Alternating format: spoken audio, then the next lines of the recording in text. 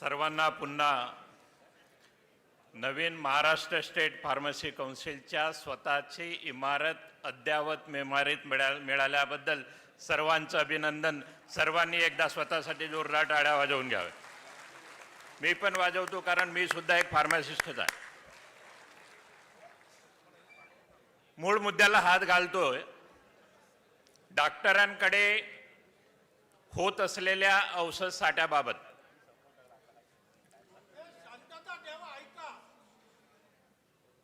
Drugs and cosmetic act औषधे व सौंदर्य प्रसाधने कायदा 1940 काय म्हणतो?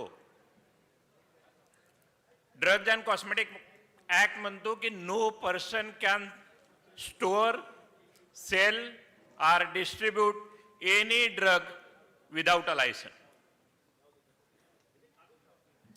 कोणीही व्यक्ती परवाना असल्याशिवाय औषधाची साठवणूक, वितरण किंवा विक्री करू शकत नाही. याला अपवाद कुठं असेल तर नियमामध्ये अनुसूची के, शेड्यूल के अंतर्भूत आहे आणि त्या शेड्यूल के मध्ये काही तरतुदी आहेत.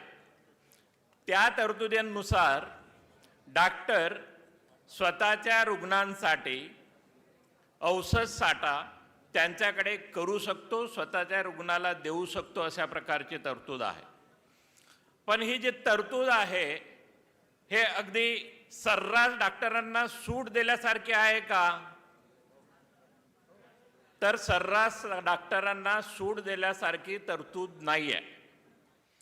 संघटनेने याबाबत जे डॉक्टर लोक मोठ्या प्रमाणात औषध साठा करतात आणि जणू काही रिटेल विक्री स्टोअरच उघडलेला आहे बिना लायसननं, अशा प्रकारच्या डॉक्टरांवर प्रामुख्याने कारवाई व्हावी आणि त्यानुसार एफडीएने पावलं उचलावी, अशा प्रकारचं वेळोवेळी निवेदन आणि रिक्वेस्ट त्यांच्याद्वारे प्रशासनाकडे आले.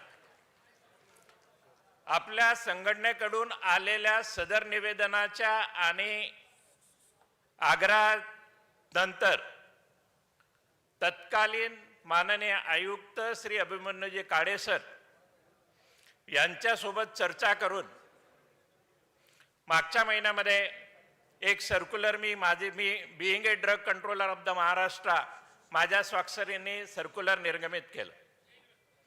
त्या सर्क्युलरबद्दल सोशल मीडियामध्ये वेळोवेळी वेगवेगळे छापून आलं, वेगवेगळे नमूद करून आलं. त्या परिपत्रकाला स्थगिती देण्यात आली अशा प्रकारचे मेसेजेस फिरले. परंतु त्या परिपत्रकाला माननीय सचिव सर असतील किंवा माझे माननीय मंत्री सर असतील यांच्याकडून अद्यापपर्यंत कोणतेही स्थगिती नाही.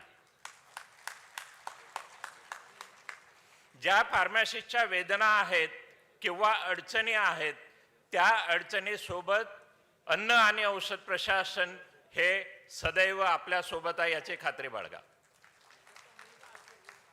आणि रिटेल केमिस्टला काय कष्ट आहेत आणि किती सकाळी 7 वाजेपासून उठल्यापासून रात्री 11 साडे 11 वाजेपर्यंत किती काबाड कष्ट माझा रिटेल फार्मासिस्ट करतो याची मला पूर्ण जाण आहे. आणि हा हेल्थ केअर बहुतेक अनिल भाऊच म्हणाले की किंवा बहुतेक सुरेश पाटील असतील ते म्हणाले की ह्याच केमिस्टनी कोरोना काळामध्ये अत्यंत महत्त्वाची भूमिका बजावलेली आहे. रुग्णांना सर्वात जर कोणी आश्रयाचा किंवा आश्रय वाटला असेल सगळ्यात अगोदर कोणाचा तर तो माझा फार्मासिस्ट होता. बाकी सगळी यंत्रणा घरी बसली होती पण माझा फार्मासिस्ट स्वतःच्या दुकानात राहून अत्यंत इन्फेक्टेड असा असलेला व्यक्ती येणार कोण तुमच्याकडे? तुमच्याकडे एक तर पेशंट येणार किंवा पेशंटच्या सानिध्यात असलेला त्याचा नातेवाईक येणार. तर सगळ्यात ससेप्टेबल तुम्ही असताना सुद्धा तुम्ही औषध विक्री करून राज्यामधले कुठल्याही प्रकारचा औषधाचा तुटवडा किंवा गरजू रुग्णांना औषध तुटवडा होणार नाही याच्यासाठी जे तुम्ही कार्य केलं त्याबद्दल आपण सर्वांना सतत प्रमाण. याची दखल जेवढी शासनाने वेगवेगळ्या यंत्रणांची घेतली तेवढी दखल शासनाने घेतली नाही, याबाबत मात्र मला सुद्धा कायम खंत वाटते. नंतर ऑक्सिजन पुरवठ्याचा इश्यू होता.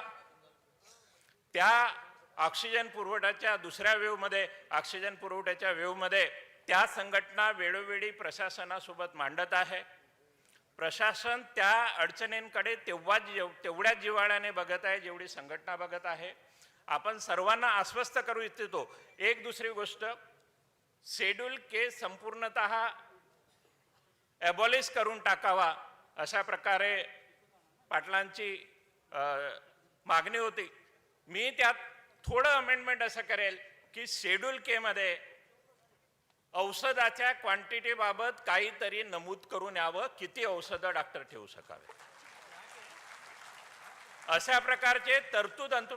समजा आपल्याला दोन्ही, ते आपले शत्रू नाहीत किंवा आपण त्यांचे शत्रू नाही.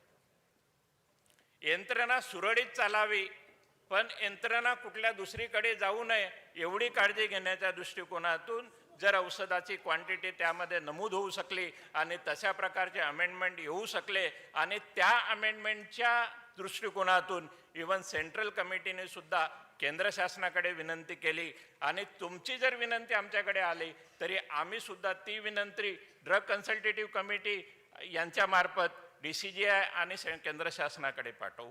एवढं मी आपणाला सांगू इच्छितो. आपण सर्वांना शुभेच्छा देतो आणि आपण मला बोलण्याची संधी दिलीत आणि तुमच्या शंकांचं निरासन झालं असेल एवढी आशा व्यक्त करतो आणि माझे 2 शब्द संपवतो. Thank you very much. साहेब मनपूर्वक धन्यवाद.